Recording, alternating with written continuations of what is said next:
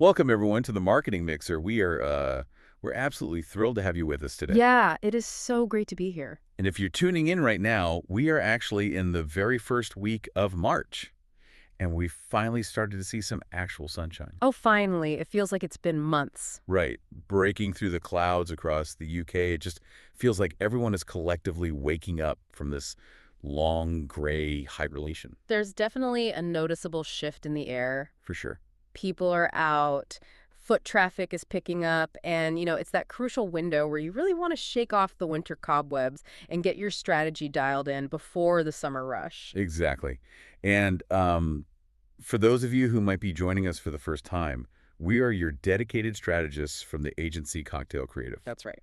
We're here to help you navigate this constantly shifting digital landscape. Because we know you're already spinning 100 plates just running your daily operations. Oh, yeah, small business owners do not have spare time. No, they don't. Yeah. So our job is to filter out the noise and hand you the actionable strategies that actually move the needle. And today, we are bringing you a pretty massive reality check. A huge one. Yeah.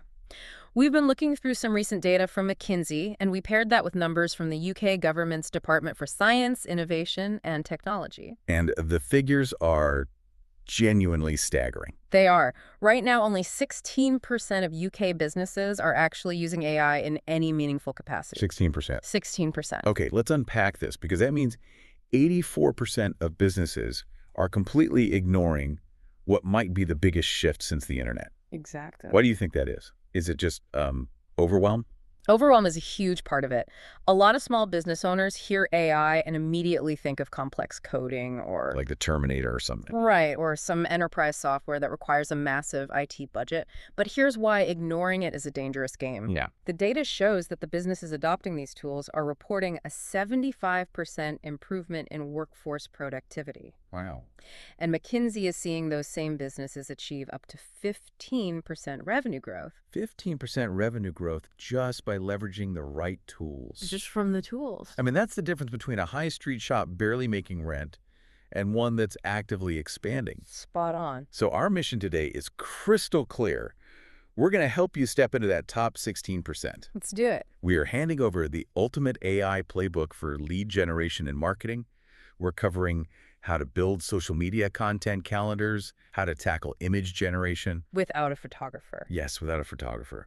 Writing SEO-friendly product descriptions, brainstorming irresistible lead magnets, and finally, how to follow up with email campaigns that actually convert. It's a packed agenda, but by the end of this, you'll have a highly practical blueprint. Yeah. So let's start with the absolute foundation of your daily visibility, which is social media. Right. Let's talk about the dreaded blank page problem. Ah, the worst. I know every single small business owner listening to this has been there.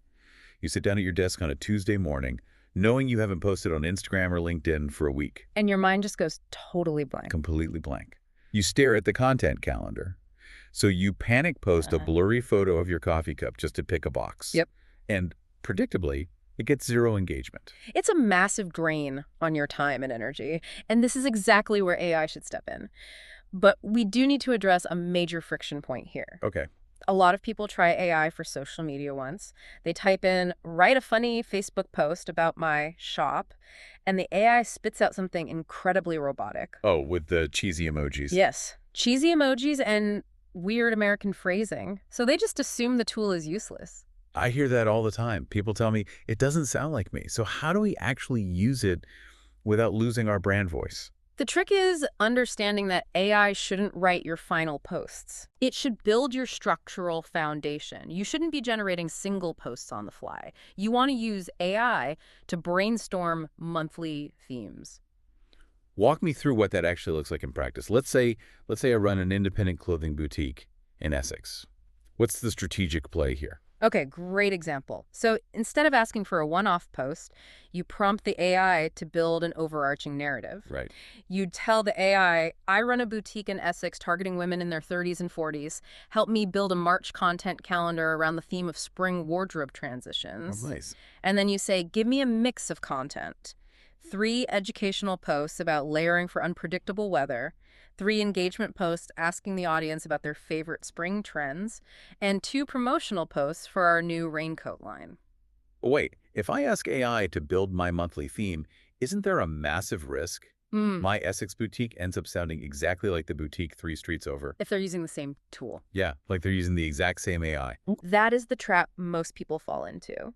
And it all comes down to the golden rule of prompting, which is specificity. Specificity. If you give a generic prompt, you get generic output. You have to feed the AI your unique context. So not just women in Essex. Exactly. You say, my customers are busy mums who do the school run and then head straight to the office. They need clothes that look professional but are comfortable enough to survive a commute on the Greater Anglia Line. Oh, I love that.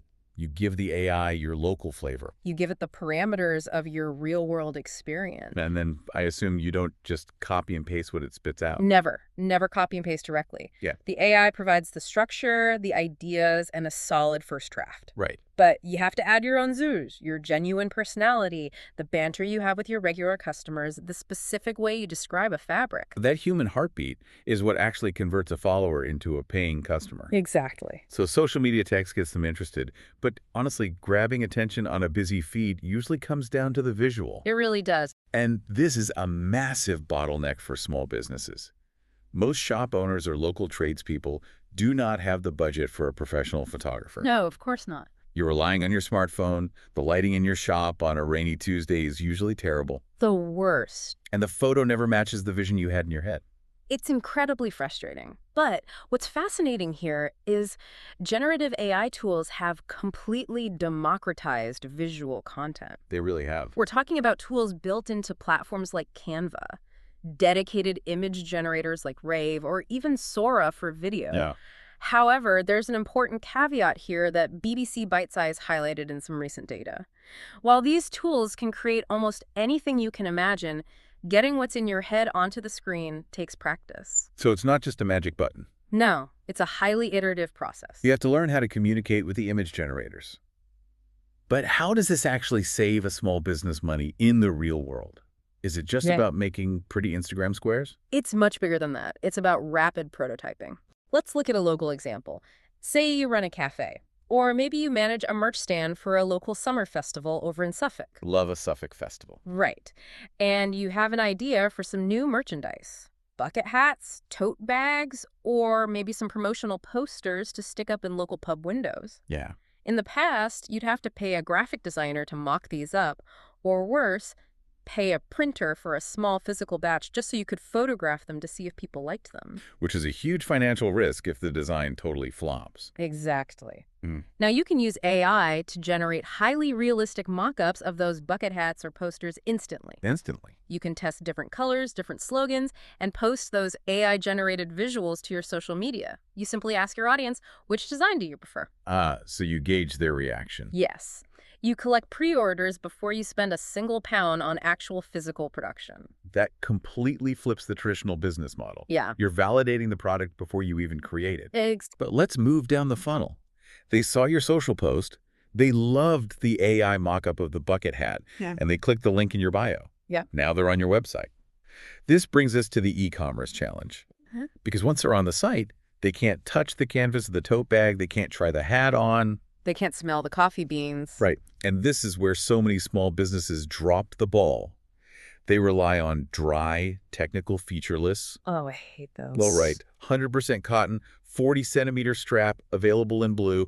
It's completely lifeless. It really is. AI is incredibly effective at shifting your website copy from boring feature lists to vivid, story-driven benefits. I've always been told that features tell, but benefits sell. Exactly. But how do we get the AI to actually write like a good salesperson instead of a technical manual? You prompt it to focus on the customer's experience. Let's go back to your boutique example. Okay. If you're selling outerwear, the feature is simply a lightweight, water-resistant raincoat. If you feed that into an AI, you instruct it. Rewrite this product description, focusing on the benefits for a British audience dealing with unpredictable spring weather. Which is basically every single day here. Right. And the AI will return something far more persuasive. Something like, stay dry on the school run without the bulky layers. Ideal for those crisp March mornings when the weather simply can't make up its mind. See, that instantly paints a picture in the customer's mind. It does. But what about getting found in the first place? Yeah, Don't I need to stuff my product descriptions with specific keywords so Google actually ranks my website? that's a common worry. Won't this flowery, story-driven copy hurt my SEO. It used to be a trade-off, but not anymore.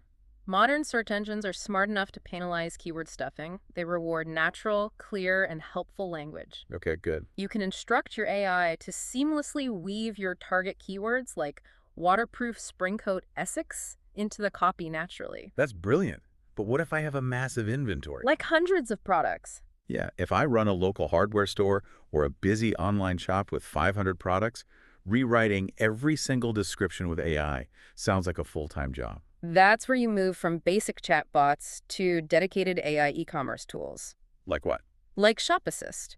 These platforms can generate bulk listings and enrich sparse product details in seconds. Oh, wow. You set the rules for your brand voice once, and the AI applies that consistent, human-sounding tone across your entire catalog. It's the ultimate productivity hack. Okay, so we've optimized the website for product sales. Oh, But a huge chunk of our listeners are service providers. absolutely. Maybe you're a local accountant, a plumber, or a B2B consultant. You aren't selling a raincoat, you're selling your expertise. Right. So you need to capture their contact information first so you can build a relationship. Which requires an entirely different strategy, built around a solid value exchange. You need a lead magnet.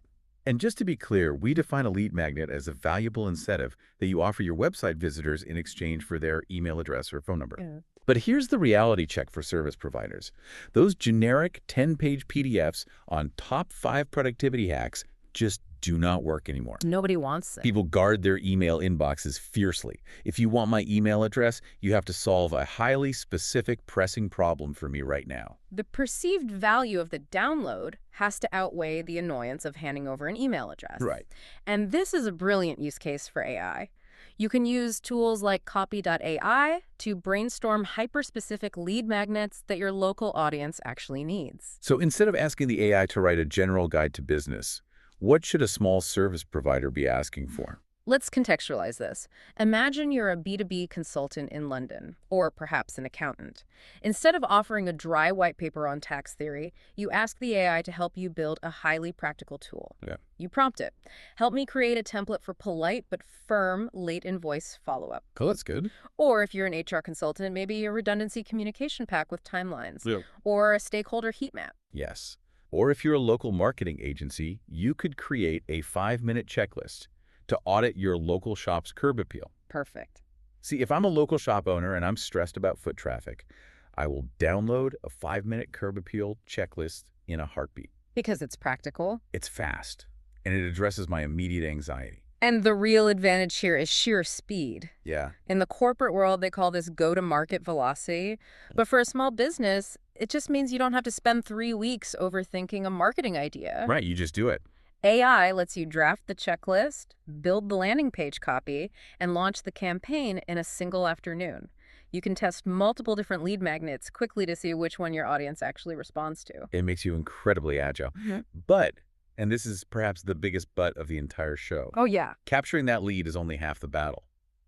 The biggest mistake we see small businesses make is the follow-up failure. It breaks my heart every time. You do all this work, you create the checklist, you get the email address, and then you send one automated, thanks for downloading email, and the relationship goes completely cold. It's leaving money on the table. But the pushback we always hear is that writing a 6-part email sequence is exhausting and time-consuming. It is. Staring at a blank screen trying to write 6 emails that are engaging, not too salesy, but still push the customer to book a call. It's really hard. Which is why we recommend using AI to build your follow-up campaigns, but you have to use a specific formula. It's called the CIDI framework. CIDI. It stands for context, instructions, details, and input. I know we use this at Cocktail Creative all the time because it just eliminates the guesswork. Completely. Break down the CIDI framework for someone who's never used it. Why do we need all 4 steps? To understand why it works, you have to understand a tiny bit of the psychology and math behind AI. Okay. Large language models don't actually think. They predict the next most logical word based on probabilities. If your prompt is too broad, the mathematical probability of it sounding like generic corporate nonsense is very high. Yes, the cheesy emojis again. Exactly. The CIDI framework narrows those probabilities so the AI sounds exactly like you. Okay, so step 1 is context. Right. You give the AI its identity. You are an expert local accountant in Manchester. Your audience is local tradespeople who just downloaded our late invoice template. You've set the stage. Step 2 is instructions. Give a clear, unambiguous command. Write a 3-part email welcome sequence. Step 3, details. This is where most people get lazy, right? Absolutely. Detailed is where you refine the AI's boundaries. You specify the tone. Keep the tone conversational, empathetic, and professional. Okay. You specify the length. No more than 200 words per email. And crucially, you tell it what not to do. Do not use heavy financial jargon and avoid aggressive sales language. I love telling the AI what to avoid. It completely changes the output. It really does. And finally, the input. Step 4. This is the secret weapon. You paste in some of your own writing. Oh, to give it your voice. Exactly. A previous email that worked well, or your website's About Us page, you say, analyze the tone of this text and mimic it for the new emails. Context, instructions, details, input. If you use that framework, the emails you generate will require minimal editing. Very little. You load them into your email software, and you suddenly have a professional, automated follow-up engine working for you 24/7. And we're moving into an era where this goes beyond just writing the text. How do you mean? Well, data from Litmus highlights the power of hyper-personalization at scale. Modern email platforms use AI to automatically segment your customers based on their specific behaviors. What does that actually look like for a small business? It means the system learns what each individual customer actually cares about. Okay. If the AI in your email platform notices that a customer has already booked your basic plumbing service, it's smart enough to know it shouldn't send them a generic welcome to our company email. Right, because they're already a customer. Exactly. Instead, it will automatically shift them to a different segment and pitch a highly relevant add-on, like an annual boiler service check. It ensures that the right message reaches the right person at exactly the right time. And without you having to manually update spreadsheets every Friday afternoon. Which nobody wants to do. It's like having a dedicated marketing assistant who never sleeps. It really is. Now, we've covered a tremendous amount of ground today. We have. We've gone from the top of the funnel, using AI to build monthly social media themes and mock-up visual concepts. Right, through to rewriting persuasive product descriptions. Creating hyper-specific lead magnets and sealing the deal with the CDI framework for email sequences. It's a complete end-to-end sales and content engine. It really is. But before everyone runs off to start typing prompts, there's a vital principle we need to address. It's a concept developed by BCG called the 120/70 rule. This rule is essential for setting your expectations. Yeah. BCG found that when a business successfully invests in AI, only 10% of that success is down to the algorithm itself. Just 10%. 20% is the underlying technology and how your data is set up. But a massive 70% of the success comes entirely down to how you and your people implement it. The human element. Exactly. Your strategy, your local knowledge, your willingness to test and tweak.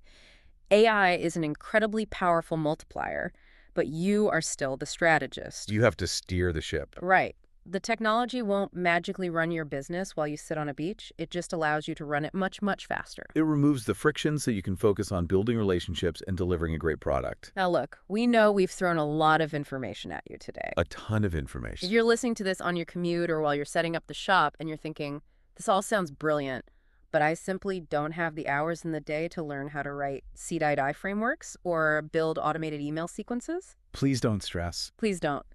Because the entire team of strategists here at Cocktail Creative can step in, navigate this for you, and essentially just build the engine on your behalf. However, we also know that a lot of UK small business owners are incredibly hands-on and prefer to understand the mechanics themselves. Definitely. So if you want that DIY approach, we've put together something specifically for you. Yes, we have. There is a brand new, comprehensive downloadable guide available right now in the Cocktail Creative shop.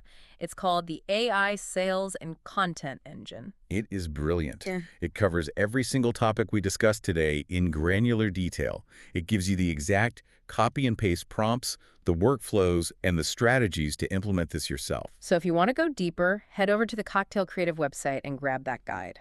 But before we sign off and let you get out into that March sunshine, we want to leave you with one final, slightly provocative thought. Oh, I love these. Hit us. So we've spent this entire session talking about how you can use AI to better reach and persuade your human customers.